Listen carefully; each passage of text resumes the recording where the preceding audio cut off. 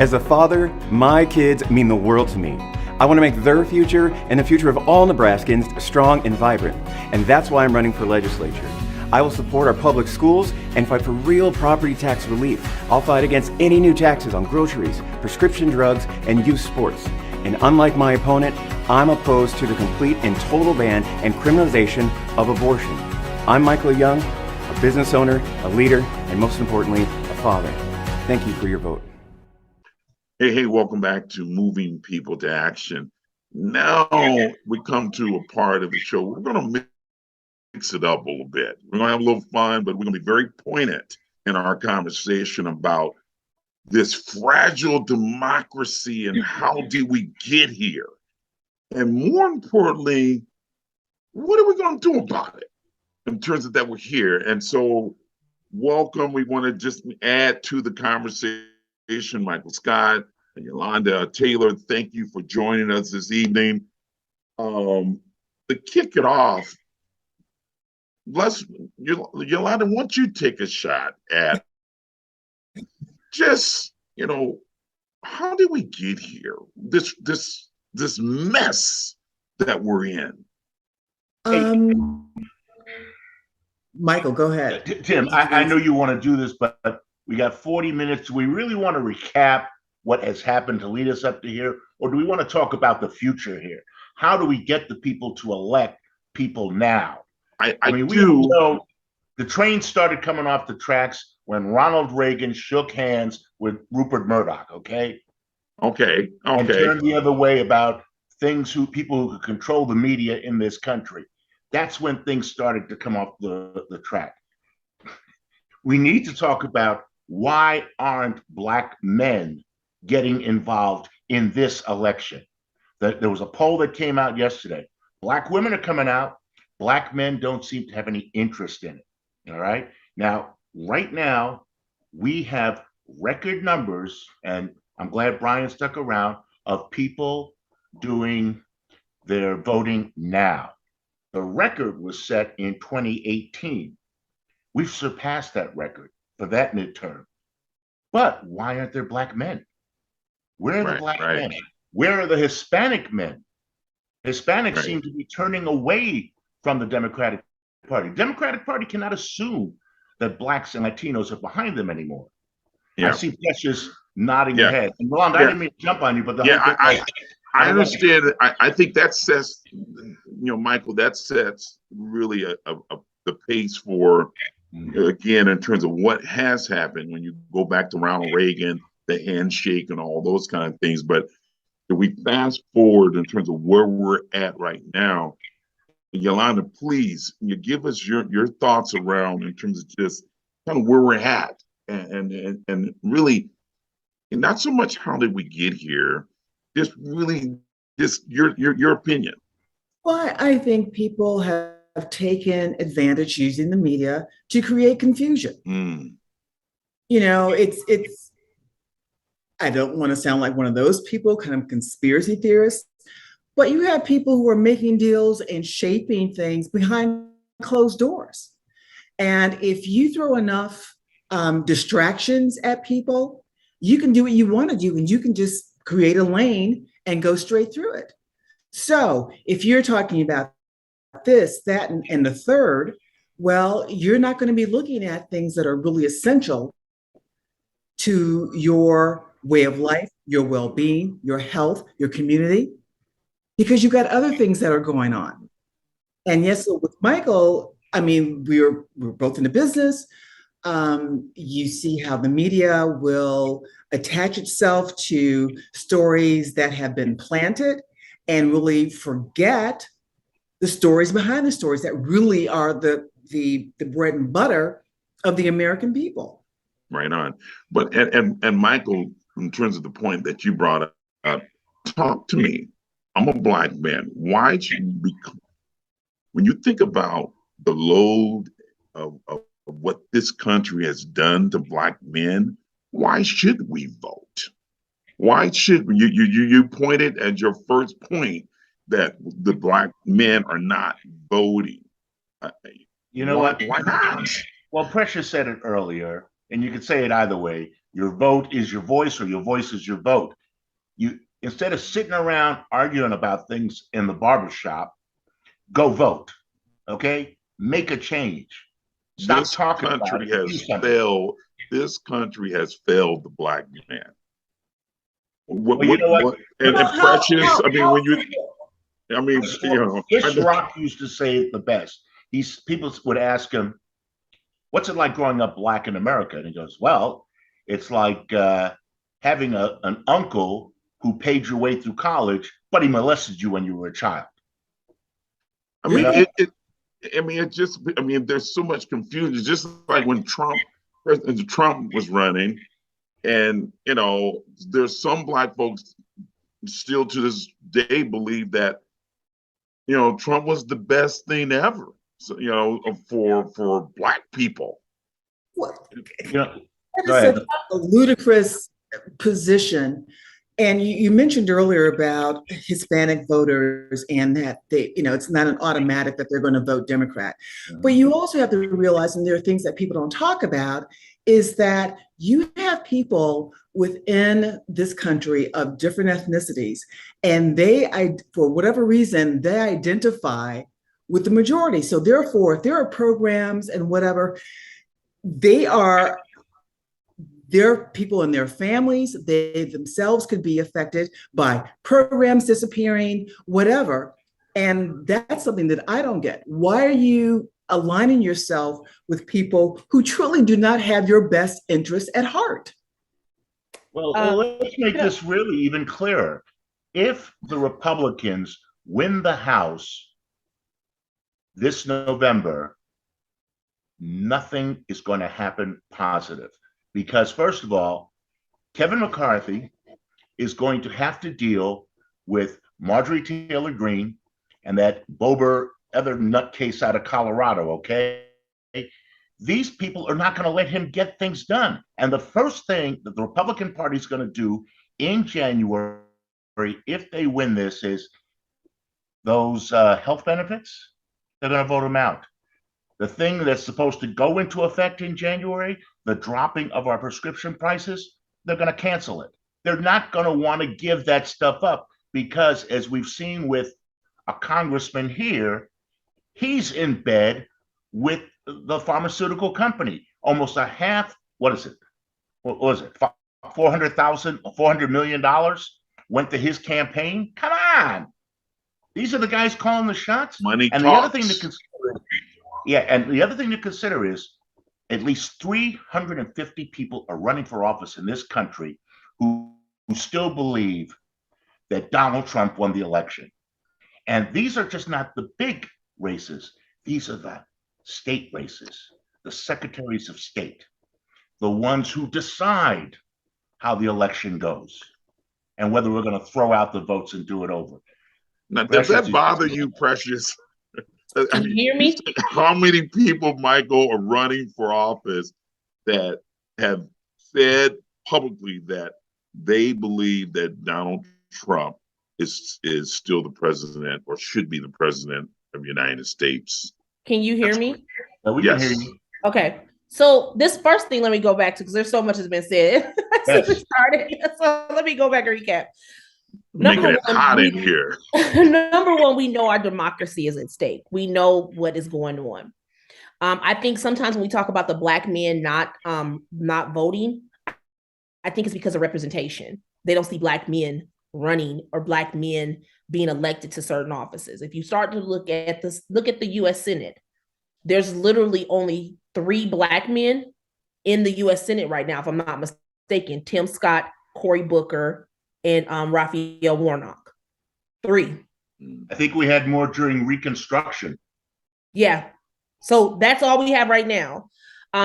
We look at, and then you have Herschel Walker, who is supposed to, who is just like, kind of just like, yeah, like, I don't know where he's at, but you have him and running against, and it's like, so again, we go back to that. Then you go back to, and I say this with all respect, we go back because we can agree to disagree, and we're all, we don't, just because our party affiliations, we can all agree to disagree. We just say it in a respectful manner. I just don't understand how the Republicans can build a wall. I'm gonna build this wall, but then I'm gonna pop up in your Hispanic communities with a community center. But I want to build a wall to keep you from coming over here. Then you have the people where they say we don't have no milk. We're not gonna pass no bills. We're not gonna help President Biden get y'all milk. We're gonna deny all these bills, but then y'all show up with the milk in the communities of the milk y'all didn't want to pass in these bills. I don't get it. But again, historically, it goes back to people vote the way they are with the majority. I was just in El Paso last week. And whenever I go to, I've been so far since during this election, the primary, I've been in Arkansas, and then I've been in El Paso, Texas, just to see the climate, when I'm there on different things, to see the climate of the ads and who they're targeting. We just recently did something here in North Omaha because we said, Michael, you're right. We don't show up. Representation matters. This just hit our mailboxes today in Black and brown communities, because we want people to see that here in Omaha, North and South Omaha, we have Black and brown people who are working together for the common good of the people. We're here. We need you to go to the polls. So I think, again, it goes back to representation matters, and we have to really talk about voting is trustworthy. And then you talk about the elections. They are stacking it. They are voting in Secretary of States because they know that once they get control, then you come around, those people will be in place in 2024. So everything they wanted to do, they'll try to turn it around again, like they tried to do in 2020. But those brothers in those barbershops, when Michael, you walk in, Yolanda, whoever, they like, I can't feel you. I can't even see you. Now, you talked about Precious, they got to see themselves, but I got to feel you, touch you. So all this stuff you're talking about, me voting, it ain't touching my pocket. It ain't helping me put food on my table. Look at the prison system. It's just not working for Black people. Okay. Let me address that. First of all, Black people with medical conditions, it's going to hurt them in January if we lose what Biden's been able to put together when it comes to our medication. Okay. Biden has also said, why do we got people sitting in prison? Because they had a bag of marijuana on them. Okay. Those are changes. Those are things how you relate to people. You go, these guys, they can't understand some weed and some prisoners and folks sitting in prison. Yeah, we do get that, okay. Well, that's why I threw that one out there. They're messing with your weed. We do know a little bit about that, okay. And see, the power brokers seem to have that prison for profit mentality. Okay. Yeah. Oh, just build another prison. Just warehouse cements. So you got to understand, I lived and worked in the New York City school system where that whole concept of warehousing people, it just doesn't work. Alonda? Oh. I'm kidding. You're like to do a little pass there. Well, I threw it to you. Go ahead. Thank you. Thank you. Nice ball, Michael. Boom. But one of the things I've been thinking about since we've had this discussion, and really whether it's about Black men not voting or people not voting Democratic or Republican, I kind of view it as, with having kids, voting establishes a legacy. We can't leave money, but you can leave policies and procedures in place that help those who will come after us. That's cool. Yeah. So why not look at it in that perspective? Mm-hmm. Because we can go round and round and say Black men this or Black women that or whatever. What is it that the legacy you want to leave? Yeah, right on. Yeah. When we're no longer here. And that's why I do the work that I do. I'm doing the work to leave a legacy and to make change and to be a part of that change. And I think that when I talk to people, when I go in the barber shop to get my hair cut, it's like, I'm talking to them about these things. Like, I think sometimes like I just want to come to the barbershop and get my hair cut, but it doesn't work that way. That's right. It's someone asks me a political question every single time. A lot of I had a barber conversation. call me. I had a barber call me out the blue the other day. He was like, "Precious, we need to know about these ballot initiatives. The language." And he knew what he was talking about because he said, "Remember when the language was wrong and we didn't understand it and we were voting?" I was like, "Yeah, so we're talking." So I said, "But you're safe." Yeah. It has it on there what you need to do the right, vote for how you want to vote for it, and the language is there. So we have to, you're right, Roland, leaving that legacy. Like, that's the work. Go ahead, Michael. Tim, let me just say something here. I love Congressman Don Bacon. He's really a nice guy. I mean, that's the thing everybody says about him. But I don't agree with his policies. Now, imagine if Omaha's Black and brown community, with its independence and its cool white people, got together and voted him out and voted in a man of color, we would be the headline on MSNBC the next morning. Well, we'll make history. Yeah. We'll be making history. Yeah. Absolutely. There's a lot of things we saw what happened in Kansas. Their independents showed up. It wasn't Democrats and Republicans. It was the independents who showed up. That came in and said, we have to have a conversation, and that was their conversation. Yeah. And they got everybody's attention.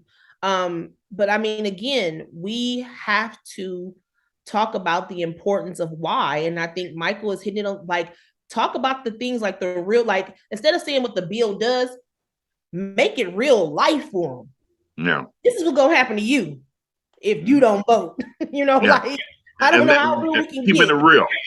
Yeah. Keeping it real. Well, it's always been a case of people. Michael talked about the prescription bill. Is that isn't really necessarily new, but because of inflation and the price of everything today, it's going to hit more people than before. Because we've all heard the stories. Well, someone has a health condition, they can't afford their medication, and so therefore they don't take it properly, or they discontinue taking it because they can't afford it, because they have to eat and they have to have some place to live. Yeah. So you've got drug companies who are in bed with God knows whom, and it's this whole thing of it feels like everybody wants to feather their nest and not give any feathers to anybody else. So let's move. We're running out of time. I would like to move to, I think, not that we have not been having conversation about solutions, but let's go deeper in terms of just the work that's in front of us. What do we need to do to things that we talked about? What is the solutions? What's our way forward? What's our way out? Information and communication. I don't know if you guys were watching the news today. Financial numbers came out. The economy is doing better. The price of gas is dropping, okay? The jobless numbers are fantastic. And there was a 2.6% increase in the economy. Now, you're going to bring in some knuckleheads who are going to derail the whole thing. And for 2 years, we're going to be in a friggin' ice age because they're running the show here and they can't even make a decision. Think about it. These guys, the Republicans, had the office of president, and they were in Congress and Senate, and they didn't get squat done when it comes to gun control, when it comes to pharmacy prices. They didn't do the infrastructure. They were dealing with their buddies. So you're saying part of the solution is what? Mike, what I'm saying is we need to tell, this is what you need to do. What we're doing here is telling people that there is a light at the end of the tunnel. We're on that tunnel. We're doing the right things to get us through this. Our inflation is a lot less than what's happening in Europe right now, okay? Y'all need to look at other countries. We're doing fine here. But we're on. You wouldn't think so based on the media. Well, yeah, because it's fear. It's fear mongering. I mean, it's no different. It's just gotten worse. And the media is part of the problem sometimes when it comes to this nonsense. In 2016, when Trump was running for office, now as a New Yorker, I knew he was an idiot and a thief, okay? I watched what he did to the government when it came to his apartments being racist, okay? I knew what this guy was, but I'd watch the coverage. I'd watch MSNBC on a morning, and they would spend 15 minutes talking about the dumb thing or crazy thing that Donald Trump said on the campaign trail. You just gave him 15 minutes of free advertising. Right. You made him relevant. Yeah, he was Stop it. brilliant. He was brilliant Yeah. using free media. Yeah. So again, him and Kanye are let's cousins. weigh in, you guys, on our way forward. How do we get out of this? Well, first of all, you start watching shows like Michael Scott Unleashed with Rolanda Taylor. Which will No, be that's coming up. coming up. You just talk about that. You got. Oh, I'm sorry. I'm sorry. I think that was our opening.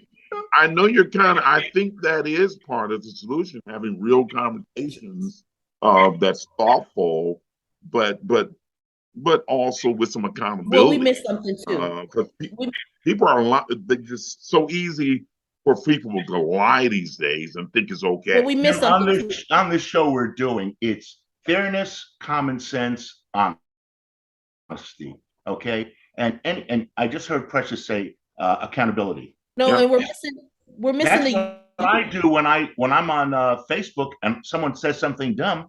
I go find a credible source to counter it, Okay. and go, that's not the case. And that's what we challenge. In fairness, Michael, let's let Precious talk, okay? But we're missing another piece that we haven't talked about, and we're missing that youth vote and that younger generation vote. We can talk. This is a problem that I feel like I'm 43. I got into this game late. I'm 57. Got to this game way to late. have it. But I've made some impact in the last 4 or 5 years when it comes to politics. We have to start talking more to our youth and letting them know that what we're setting them up, this is setting up for them, but also bringing them in. When we're having these conversations, we got to bring them in because they don't want to hear from us.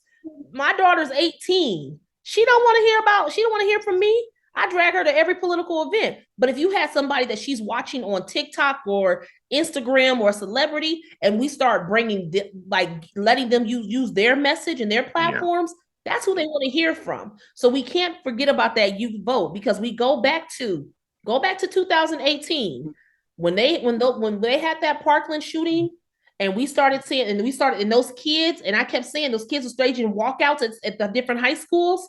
I said, y'all better watch it. I said, those kids are going to be able to vote. You see that one Hobbs now? He's like all grown with a beard. These kids have grown up. Yes, and they showed up in 2020. They showed up. Yeah. The other aspect is wait. Can we go with Brian though? Brian said, I was gonna say, Brian. You're listening to all of this. Love to have your. Brian, the question I need to ask is, have we seen, I don't know how you look at the numbers coming in from, say, the last election, have we seen young people turning out? The news, a reporter from Channel 6 asked me that. So we actually went back and looked at 18 to 21-year-olds who registered to vote from January 1 until Election Day. And we went back for the last 3 election cycles. Obviously, the presidential was the largest, but sadly, this election cycle is the lowest in that category that it's been of the last 2 or 3. Now, I will say this. It's always good to focus on the positive, but you got to be real too. I just got the info today from our voter registration coordinator. We have 3 individuals who are turning 18 on Election Day and will vote for the first time ever. So, sometimes victories come in small forms, but that's good that we've got those. I know I used to go to the high schools with the League of Women Voters and different history teachers or things of that nature and talk to seniors and help them register to vote. Obviously, the pandemic ended that. And I don't know if the League of Women Voters is really back in that, but I know I haven't been invited back to do that. We used to go to Creighton and UNO too. I know Creighton's doing a little. So, I think so. The answer to your question is no, but hopefully we'll see those types of things. And there are a few glimmers of hope, here See, and there. we Hey, need to no, give, no, we need to no. give young people something to focus on, like marijuana, also your student loan debt going away. Those are Yeah, the things. Because yeah. let me tell you, when I was 18, don't listen to me. When I was 18 years old, in 1972, I was the director of voter registration in my New York City high school. And you know what the important thing was for us? Getting a president who would get us out of Vietnam. Mm-hmm. That was our incentive to vote because we had runaway sign up to get people voting. Yeah, You gotta give them yeah. something. No, I'm gonna ask Brother Raheem Sanders to come back and join us for this last segment as we look to close. I got a comment while we were, in deep thought and discussion, and the comment was really in reference to Black men, and someone said, that Black men, they had to some degree accepted this whole notion of hopelessness. And I hope that's not true. But I think in terms of, as I look at the work, and Raheem, as you kind of set the pace for tonight, one, I want to hear from you. Did we hit the mark? Did we talk about some of the things that we intended to talk about? And did we also, I want each one of us to think about a closing statement of where we can leave the viewers in terms of just as a path, as a way forward. But Raheem, go ahead and kind of just in listening and absorbing all of this, what's on your mind, brother? Innovation? Yeah, I think first and foremost, thank you to all the panelists that came out tonight and provided all that helpful insight. Because I think you guys laid it down. I think you painted the perfect picture of Van Gogh and what the state of the vote is right now. And based on what we've heard tonight, I think we could sum it up into one thing, right? And that's voter turnout. I think as we begin to move forward, not only for November 8th, but as we look at elections in the future, is figuring out ways to address unequal turnout, no matter, what the demographic or what the age range or what the economic, category they fall into. How do we make this voter turnout a little bit more equal? What type of gaps do we need to address? What type of opinions do we need to suppress? What do we need to do to provide the adequate resources so that it is equal enough for all people that feel comfortable enough, that feel obligated enough, that feel responsible enough to come out and to cast their vote and let their voices be heard. And not only that, I think the undertones of what I've heard from all of our wonderful panelists tonight is what are those building blocks that not only that we can put in place as ordinary community people, but politicians as well, as they go out and they do all this work and they do these things that's going to impact our lives for the future. What are the building blocks can we make to not only build a future for inclusivity, but what does that look like for inclusive voting? And based on what we've heard tonight, I think this seems like there's going to be a lot of work as we begin to move forward, because our 18-year-olds today in our next cycle, they're going to be almost 30. And then the ones that's about 14, 15 now, this is going to be the new voters. How do we bridge that gap so that everyone from 18 to who knows where feels comfortable enough that not only they go out and cast their vote, but they're voting for people who's going to protect the population on the whole spectrum. So again, I appreciate everybody providing the input tonight, but it seems like that's where we're at right now. How do we make the voting turnout a little bit more equal? Right on. So, hey, let's start with Precious. And Precious, before you start, one of the things, as I look at what's in front of us, and Michael, you said in terms of how do we make it real? We talked about Black men, but I'm thinking about people, period. How do you make it real that, my action of going out and voting, the result of that is, better education. I can put food on my table. When it comes to loan forgiveness in terms of just student loans, they got to see it and touch it. I think we can awaken the population to get involved because there is too much at risk right now.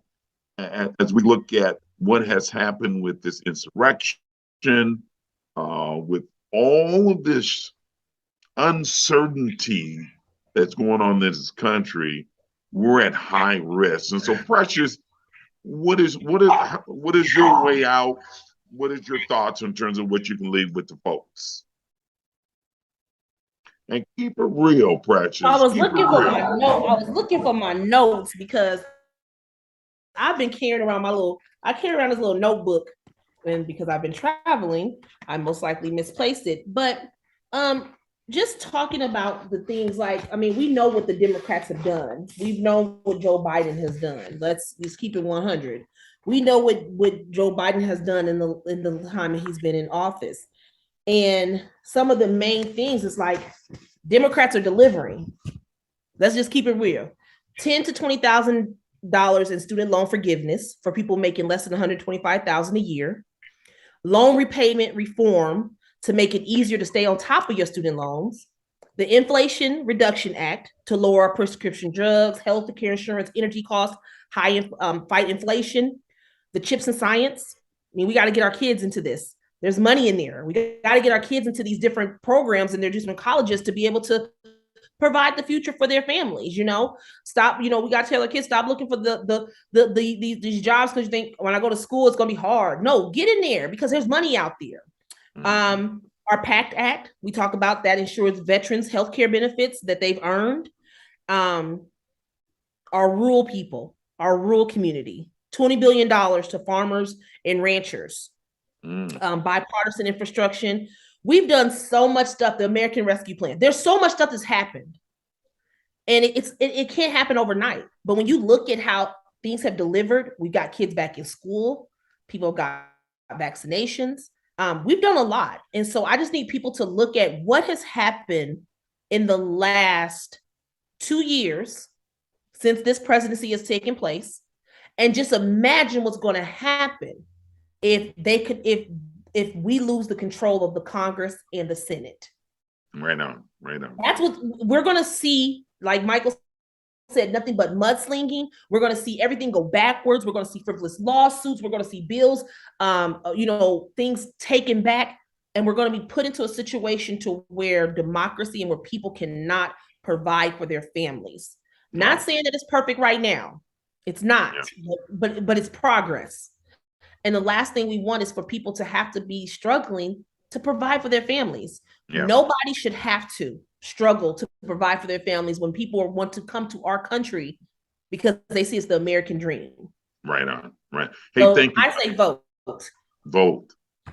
Thank you. Thank you, Precious. I appreciate you taking the time. Brian, and I'm going to go to Rolanda and Michael last because I want you to talk a little bit about Unleashed and what that is, and we can tee that out. So your closing comments, Brian. I would just reiterate pretty much what everybody has said. Your voice is your vote, or your vote is your voice. Again, just make a plan, follow through with that plan. And if you've got an early voting ballot out there, be sure you sign the back of it, have it in by 8 p.m. If you're going to your polling place, make sure you know where you're going before you head out the door so there's no confusion. You can find that information at our website, votedouglascounty.com, under Find Your Voting Information in the upper left, or call our office at 402-444-VOTE. I would just encourage voters from 18 to 105 to be part of the process. And part of the process doesn't mean just voting, running for office, being involved in a candidate that you believe in, contributing if you're able to a candidate. There's lots of ways that you can be involved in the process. And so I just encourage all voters to vote and then become involved in the process, perhaps in another way. Brian, you're younger than I am. Do you remember me running for office in '98?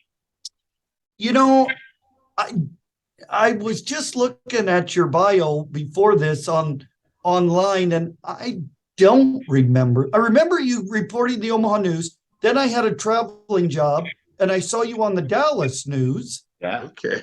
When you were in Dallas, But right? actually, I'm the guy that gave everybody Lee Terry in '98. Okay, Yeah, I was going to ran for ask you who you Congress. ran against. So I don't remember you running. I'm just on your. I think everybody should get involved. Yeah. Right Yeah. on. Whether it Yeah. be, even if it's a poll watcher or an election, a campaign office. My mom, me growing up, she worked for the Democratic Party in Queens, New York, and she was a poll watcher and all that. And, politics was always something in the family because my father belonged to the United Federation of Teachers.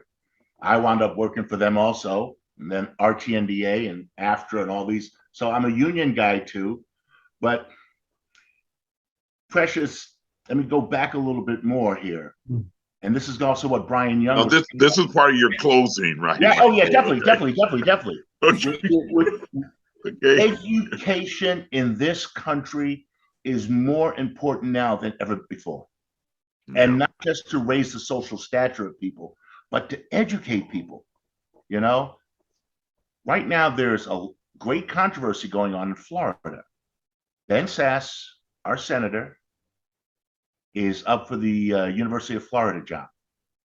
Well, right now, today, he got a no vote, no confidence vote, because the kids, the LGBTQ community, and a lot of other groups in there don't like the way this is being handled because they don't like Sasse's politics, first of all. Also, there's been a connection between DeSantis, who is the governor, and Sasse. We call DeSantis DeSatan here, but DeSantis. Wow. I knew you'd like that one, Precious. Okay. We have to get things like American history back in school. It has to be taught and taught properly, okay? Yeah. We also have to have civic classes. These kids need to know how the government works and how they make it work. All right? Because these 18-year-olds, they don't have to go to college to find themselves. They can go into a trades job, but they at least have to know how to go to a voting booth and listen to the issues that are out there. We need to inform the public properly, and we need to check the people who are informing them improperly. Yeah. It's a game. Yeah. Well, hey, before we go to our last comment, Michael, one, I want to congratulate you. I know you are anticipating launching your next chapter in Michael Scott Unleashed. Can you talk about that just a little bit? Really? Because I think that's part of the solution of having credible, journalists having real conversations of concern, but speaking with some degree of responsibility and accountability. Well, I've had Precious and you, Tim. A couple of years ago, I was doing a radio show. And that radio show was so liberating because 25, 30 years of being a newscaster, unbiased, and now I could actually share my feelings, and it gave me a chance to better look at what's going on at things. And it scares me when I see that we have two former anchored people, one in Michigan and one in Arizona, who don't believe that Biden's the president, and they're running for office down there. Okay, so I'm going, I was in a weird business. But everyone told me in that whole time, Michael, you should be running a podcast. I've never seen a podcast before. But I was walking by the Havana Garage downtown and saw Gil Cohen, who's the sales manager of Omaha Magazine. And I said, I need to talk to you. And I got Tim together with me and we went and pitched. I said, I want you guys to sponsor a podcast for me. And the person I want to do it with is Rolanda Taylor. For those of you, you're looking at this woman going, why do I know this woman? She looks so familiar to me. Rolanda Taylor, when I got to Omaha in '82, now guys, Yeah, it's been that long. I got here. Rolanda was here already. She was working in community affairs and had just moved into news. And our desks were near each other. And this woman kept me in stitches constantly. But she's intelligent, she's funny, and she's not bad. She's good, easy on the eyes. Okay. Thank you. And I wanted her with me here. And it was so funny because the moment when she said she was going to do it, the hurricane came. She lives in Fort Myers, Florida. So we're going to be doing this. We're going to be doing one show. We're calling them shows. We're not calling them podcasts. Right. I've never seen a podcast again. My lady friend said to me, "This sounds like your radio show." Yeah. Pictures. And I said, that's what it is. That's what it is. So Yolanda, kind of give us your closing, your thoughts, and really, I welcome to really MP to Action. I'm so excited about what you and Michael will be launching, hopefully real soon, because we need you back in the market. Well, thank you for the invitation. And I was very surprised when Michael approached me to co-host with him. And it's a wonderful opportunity to get back in the business, to really have some conversations that that matter, because I talk with friends and family, and you have these discussions, but nobody really, it's the front-facing discussions, but nobody really talks about what is said behind closed doors. And to be able to get that information out, so it's a well-rounded conversation, and people can walk away with a better sense of whatever the topic is. And the same goes for us. I mean, if we're going to have callers or taking text messages or whatever, that people walk away feeling more informed than they did when they first started. And that's important. Yeah. Well, hey, I thank every single one of you for taking the time. This is going to start in December. It's going to start in December. Okay, December. Okay. Michael Scott, Unleashed. I was like, I think about that, and you got to know Michael to really try to get your teeth around that word unleashed. It's gonna be pretty precious. I think it's gonna be pretty entertaining. And so we'll see. Precious, you're gonna be on the show. We're gonna get you on. Don't worry, girl. Oh, I have a podcast starting this year. You have one too? Okay. Yeah. Okay. I've been tapped to do my own little show, Politicking with P. So all right. Well, then I expect Politicking with P. Okay. Politicking with P. And P is that Paul Allen? No, Precious. Oh, Precious. Politicking with P. Precious. Okay. She said it's her show. That's right. I don't know what I was thinking, because you said it's gonna be the platform is gonna be first. The platform is going to be First Guy, right? First Guy Omaha. No, so I do a weekly segment on their show already on Wednesday in the morning. But this will be my own individual podcast.